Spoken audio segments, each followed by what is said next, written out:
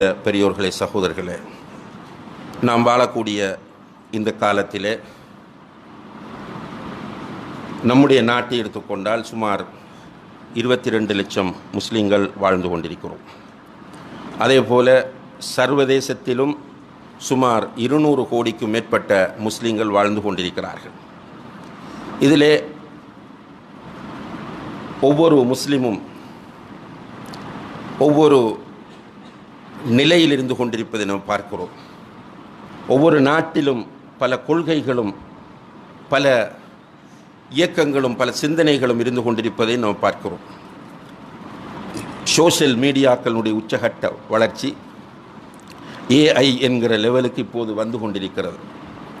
இந்த நேரத்தில் ஒவ்வொருவரும் அவரவர் சொல்லுகிற கொள்கைதான் சத்திய கொள்கை என்று பேசிக்கொண்டிருப்பதையும் நியாயப்படுத்தி கொண்டிருப்பதையும் ஏனைய கொள்கையில் உள்ளவர்களை குறை கூறிக்கொண்டிருப்பதை நாம் பார்க்கிறோம்.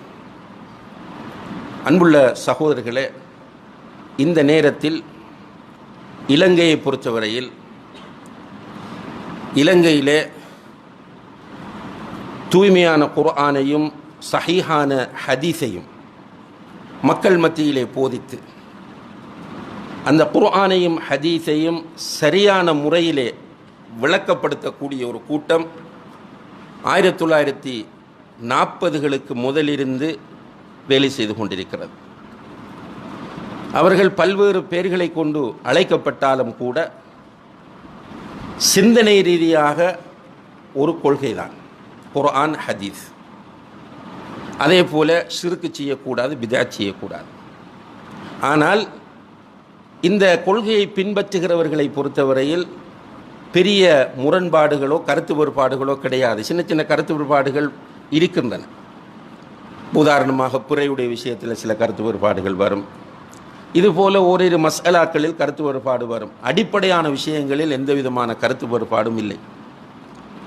இங்கு 1940களில் இருந்து வேலை செய்யக்கூடிய உலமாக்கள் எல்லோரையும், இன்று உயிரோடு இருக்கிற அத்தனை பேரையும் நீங்கள் அழைத்து ஈமானோடு சம்பந்தமான கேள்விகளை கேட்டால் எல்லோரும் ஒரு பதில் தான் சொல்லுவார்கள். ஏன்னா அல்லாஹ் எங்கே இருக்கிறான் என்று கேட்டால் 7 வானங்களுக்கு மேல் அர்ஷின் மீது உயர்ந்திருக்கிறான் என்று சொல்வார்கள். அல்லாஹுடைய சிஃபாத்துகள் தொடர்பாக, அல்லாஹுடைய பண்புகள் தொடர்பாக கேள்வி கேட்டால் ஒரே பதிலைத்தான் சொல்லுவார்கள். நபிகள் நாயகத்தை பற்றி கேட்டால் ஒரே பதில் தான் சொல்லுவார்கள். சஹாபாக்களுடைய விஷயத்தில் நம்முடைய நிலைப்பாடு எப்படி இருக்க வேண்டும் என்று கேட்டால் ஒரே பதில் தான் வரும். இருந்தாலும் கூட ஃபிக்ஹுடைய சில விஷயங்களில் கருத்து வேறுபாடுகள் இருக்கின்றன. அது ஒரு பெரிய ஆபத்தான விஷயம் அல்ல என்பதை நம்ம புரிந்து கொள்ள வேண்டும். இருந்தாலும் கூட நான் ஆரம்பத்தில் சொன்னது போல சோஷியல் மீடியாக்களுடைய வளர்ச்சியினால் பலரும் இந்த கருத்தை ஆதரிக்கிறார்கள். ஆதரிக்கக்கூடிய எல்லோரும் உலமாக்களிடத்தில் வந்து படித்து ஆதரிப்பவர்கள் அல்ல. இருக்கிறார்கள், கணிசமானவர்கள் உலமாக்களுடைய வழிகாட்டலோடு இருக்கிறார்கள். ஆனால் இதில் வரக்கூடிய சில வாலிபர்கள் குறிப்பாக அவர்களுடைய இன்ட்ரெஸ்ட்டுக்கு வருகிறார். அவர்கள் ஏற்கனவே கடுமையான தப்லீகிலே ஊறிய ஒருவராக இருப்பார், அல்லது கடுமையான வேறொரு இயக்கத்திலே ஊறியவர் ஒருவராக இருப்பார். அவர் பல பயான்களையும் கேட்டு அவர் இதற்குள் வருகிறார். வந்து சோஷியல் மீடியாக்களின் ஊடாக தன்னை இந்த கொள்கையில் மிக முக்கியமான ஒரு உறுப்பினராக அடையாளப்படுத்துகிறார். ஆனால் உண்மையில் அவருடைய புரிதல், அவருடைய கொள்கை என்பது 100% இந்த கொள்கையோடு ஒத்துவரக்கூடியதாக என்றால் இருக்காது. இதற்கு மிக சிறந்த உதாரணம்தான் இந்த 2019ஆம் ஆண்டு ஈஸ்டர் தாக்குதலை மேற்கொண்ட ஜஹ்ரான் ஹஷீம். இந்த ஜஹ்ரான் ஹாஷிமை பொறுத்தவரையில் ஒரு துரும்பாக பயன்படுத்தப்பட்டவர். ஆனால் பாம்பு வைத்தது அவர்தான். ஆனால் பாம்பு வைப்பதற்கான ஏற்பாடுகளை செய்து கொடுத்தவர்கள் யார் என்பதை இப்போது நீதிமன்றமும் நீதித்துறையும் தெளிவாக அம்பலப்படுத்தி கொண்டு வருகிறது. அல்ஹம்துலில்லாஹ், அது நம்முடைய பிரார்த்தனையின் பரக்கத். இன்ஷா அல்லாஹ் எல்லோரும் அனுபவிக்க வேண்டும். தொடர்ந்து துஆ செய்து கொண்டே இருப்போம். அநியாயமாக நம்முடைய முஸ்லிம் சமுதாயத்தின், அதில் அவர்கள் வேறுபாடு காட்டவில்லை, ஒட்டுமொத்தமாக முஸ்லிம் சமுதாயத்தை தான் அவர்கள் அதிலே குற்றம் சாட்டினார்கள். இருந்தாலும் கூட இந்த ஜஹ்ரான் ஹாஷிம் என்பவன் தன்னை ஒரு தௌஹீத்வாதியாக அடையாளப்படுத்தியதனால் தௌஹீத் என்கிற பெயரை வைத்தவர்கள் எல்லாம் தீவிரவாதிகள், குண்டு கொடுத்தால் கொண்டு போய் வைப்பார்கள் என்கிற ஒரு மனநிலை பலரிடமும் இருப்பதை இன்றும் நாம் உணரக்கூடியதாக இருக்கிறது. உண்மையிலே ஜஹரான் ஹாஷிமுக்கும் நமக்கும் ஏதாவது தொடர்பு இருக்கிறதா என்று கேட்டால், நமக்கும் என்று நான் சொல்கிறது, இலங்கையிலே மிக பழைய தௌஹீத் நிறுவனம் எது என்று கேட்டால் பரகஹதனியா. 1947 அப்துல் ஹமீத் பக்ரி என்று சொல்பவர் இந்த கொள்கையை தெளிவாக, அதற்கு முதல் நிறைய பேர் பேசியிருக்கிறார்கள். அல்ஹம்துலில்லாஹ் 1920களில் 1900களில் எல்லாம் நிறைய பேர் பேசியிருக்கிறார்கள். நிறுவன ரீதியாக முதலில் இதை பேசியவர் யாரு? அப்துல் ஹமீத் பக்ரி, தர்வேஸ் ஹாஜியார் என்று சொல்வார்கள்.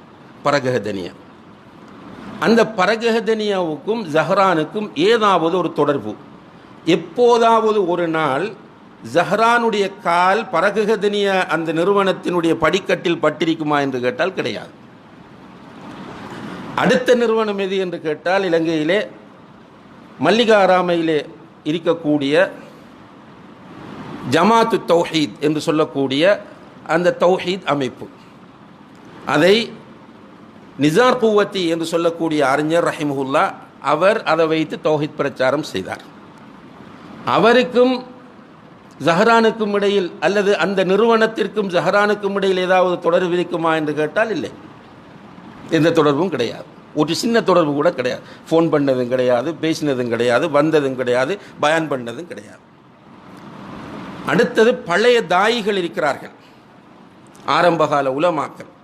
உதாரணமாக ஷேக் அப்துல் வதூத் ஜிஃப்ரி, இவருக்கும் ஜஹரானுக்கும் ஏதாவது தொடர்பா? இல்லை.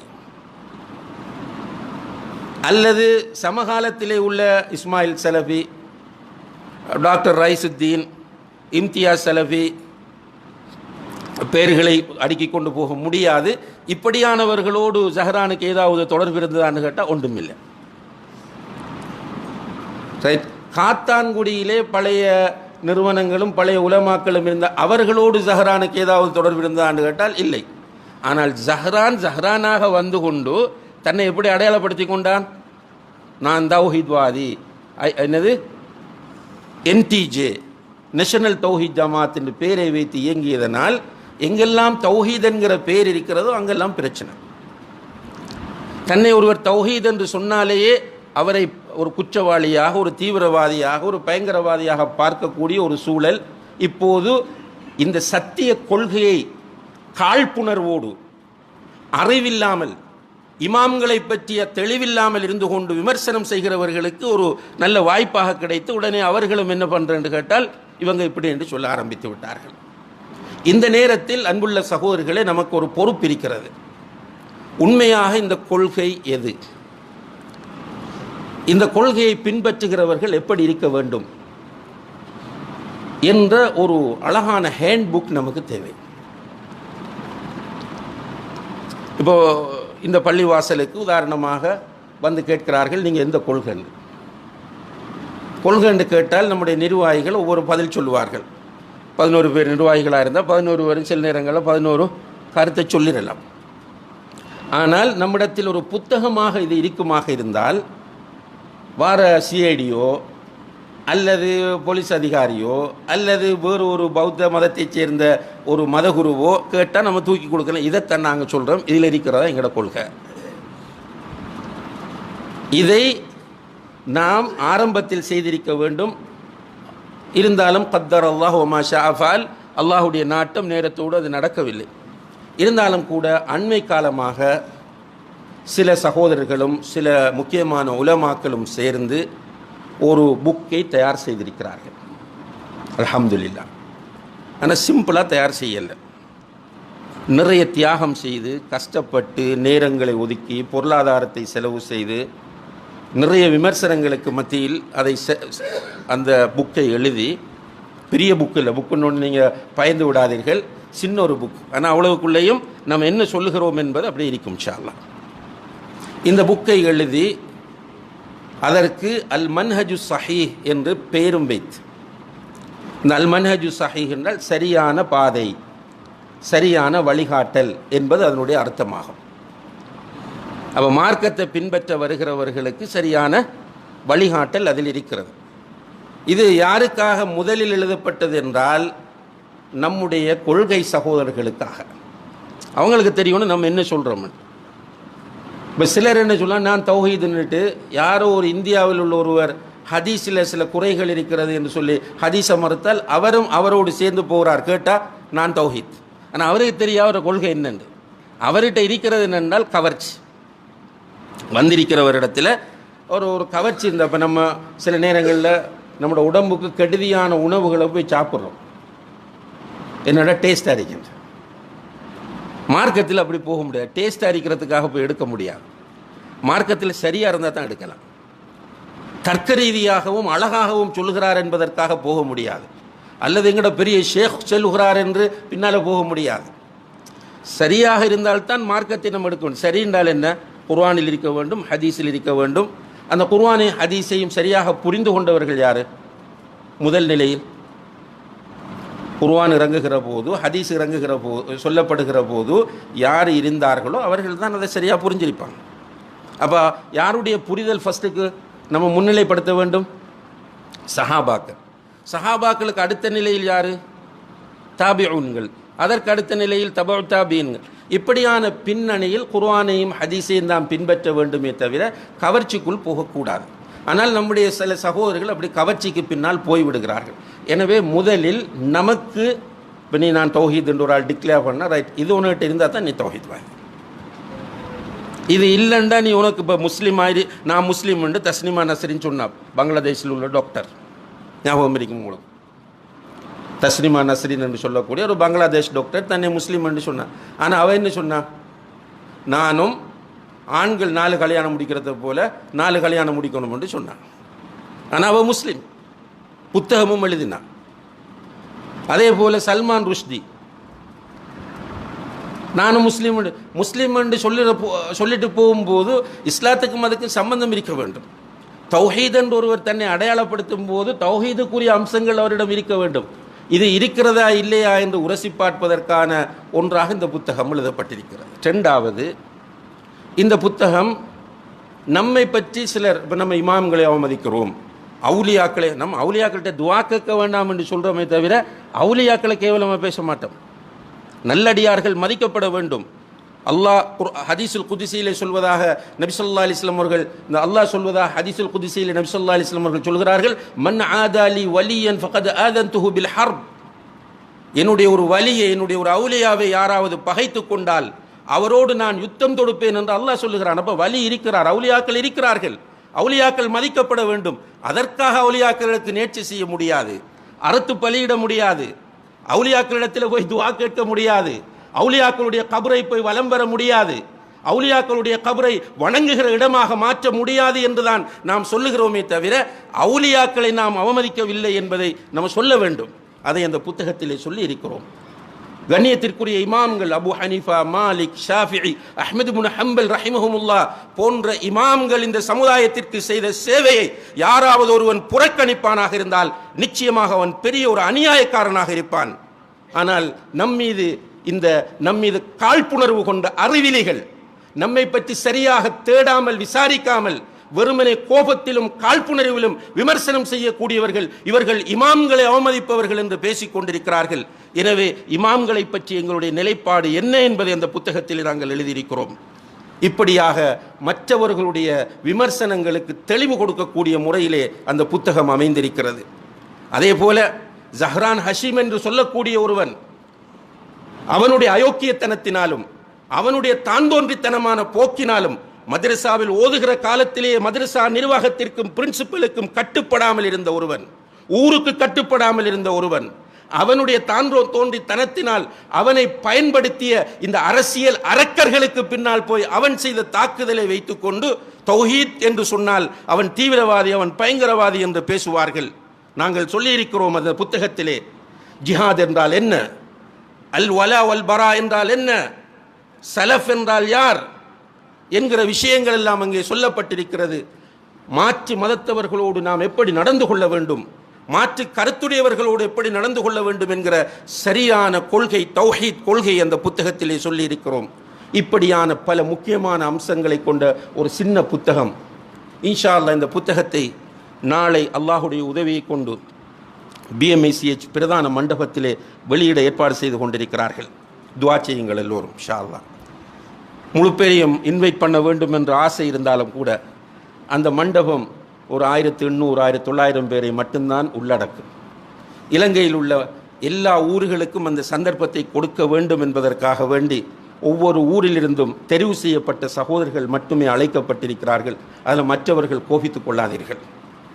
எல்லோரையும் அழைக்க வேண்டும் என்கிற 100% ஆசை ஏற்பாட்டுக் குழுவுக்கு இருக்கிறது, ஆனால் இடமில்லை.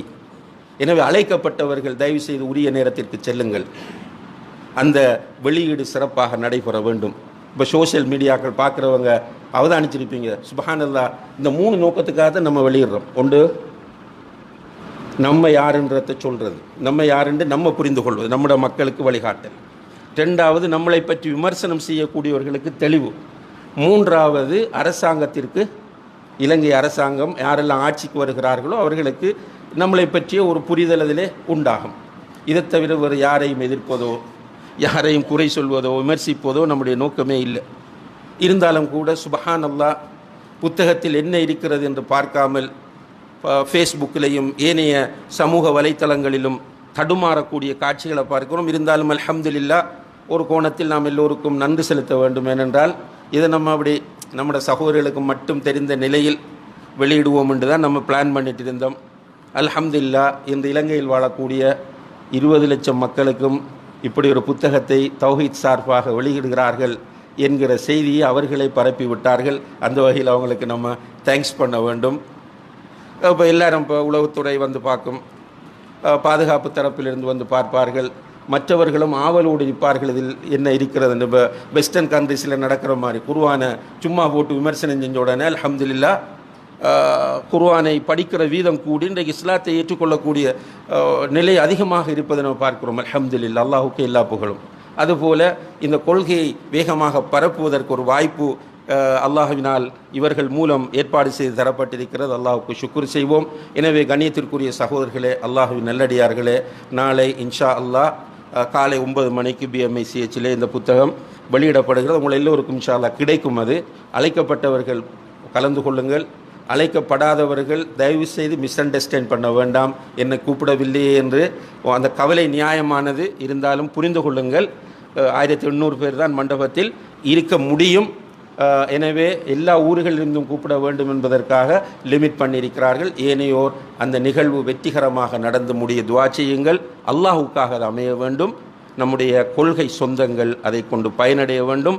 நம்மை பற்றி இருக்கிற தவறான புரிதல்கள் அதன் மூலம் களையப்பட வேண்டும். எல்லாம் வல்ல அல்லாஹு தஆலா அதற்கு தௌஃபீக் செய்வானாக. வ ஆஹிரு தஅவானா அனில் ஹம்துலில்லாஹி ரப்பில் ஆலமீன்.